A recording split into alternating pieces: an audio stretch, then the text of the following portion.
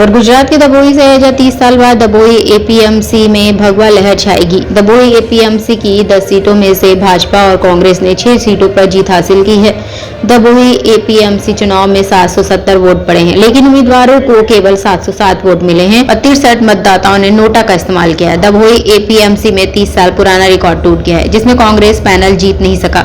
कांग्रेस को 4 और भाजपा को 6 सीटें मिली। सुबह से देर शाम तक मतगणना चलती रही। जैसे ही मतगणना के नतीजे आए, खुशी और गम का माहौल बन गया। पिछले 30 सालों से कांग्रेस एपीएमसी जीत रही थी।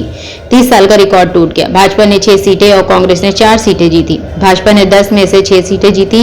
पहली बार दिलीप नागजी का पैनल एपीएमसी में टूटा और बड़ी संख्या में समर्थकों ने नए सदस्य का स्वागत किया। आइए इसकी पूरी जानकारी के चलते हैं हमारे संवाददाता लाल भाई भटियारा के पास।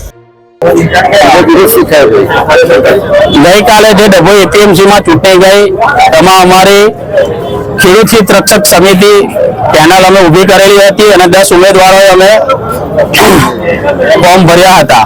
એમાંથી અમે 4 આજે ચૂંટાઈ આવ્યા છે। આ જીત ખેડૂતોની ડભોઈ તાલુકાની છે। અમને ખેડૂતોએ જ ઊભા કરેલા હતા અને અમે પહેલેથી જ ખેડૂતો માટે કામ કરતા આવ્યા છે। કિસાન સંઘમાં પણ અમે છેલ્લા 8 વર્ષથી કામ કર્યા છે અને ખેડૂતોની વેદના અમને ખબર છે। વાયદો વટાવ ડાંગેર ની તમામ કપાસ ઘણા બધા એવા પ્રશ્નો છે ખેડૂતોના કે ડભોઈ એપીએમસી માં થતા જ નથી। તુવેરોની ખરીદી હોય, કપાસની ખરીદી હોય, એવા ઘણા બધા પ્રશ્નો છે જેને અમે સાથે રહીને કામ કરીશું હવે અને ખેડૂતોના પ્રશ્નોનો નિકાલ લાવીશું વહેલી તકે। ડભોઈ એપીએમસી ને આજે જે ચૂંટણી થઈ એનું આજે પરિણામ આવ્યું છે। આજે 10માંથી ખેડૂત વિભાગની 6 સીટો ભારતીય જનતા પક્ષના ઉમેદવારો જીત્યા છે અને વેપારી અને મંડળી પ્રતિનિધિ થઈને 6 બેઠકો બિનહરીફ આવી છે।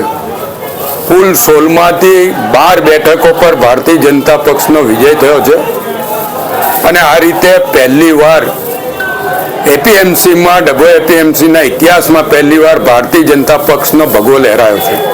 હું જીતેલા તમામને અભિનંદન આપું છું। સાથે સાથે જે મતદારોએ આ લોકોને જીતાડ્યા છે એ તમામને અભિનંદન આપું છું। સામે હિતરક્ષકના નામે ખેડૂત પ્રતિનિધિઓ જ્યારે ચૂંટણી લડ્યા હોય, ખેડૂતોના હિતની વાત હશે ત્યારે તમામ ભેગા થઈને ખેડૂતો માટે કામ કરીશું। અમારા ચૂંટાયેલા 12 પ્રતિનિધિઓ પણ ખેડૂતોના હિતમાં સાથે હશે અને ખેડૂતોની આ સંસ્થા છે ત્યારે આ સંસ્થા ધમધમતી થાય। સરકારમાંથી જે કંઈ મદદ જોઈશે એ તમામ મદદ એપીએમસીને આપવામાં આવશે અને ડભોઈ એપીએમસી વડોદરા જિલ્લાની સૌથી મોટી એપીએમસી બને એ માટેના પ્રયત્નો અમારી ટીમ દ્વારા કરવામાં આવશે। એપીએમસી ડભોઈની સામાન્ય ચૂંટણી અંતર્ગત ગઈકાલે આપણે મતદાન કરેલું હતું।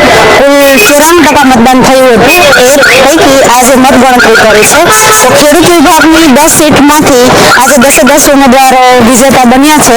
2 પેનલ હતી એટલે એ પ્રમાણે રિઝલ્ટ આપણે ઓફિશિયલી ડિક્લેર કરેલું જ છે।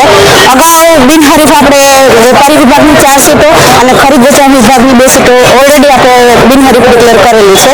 આમ આ કમિટીને હવે કુલ 16 નવા ઉમેદવારો ચૂંટાયેલા મળ્યા છે।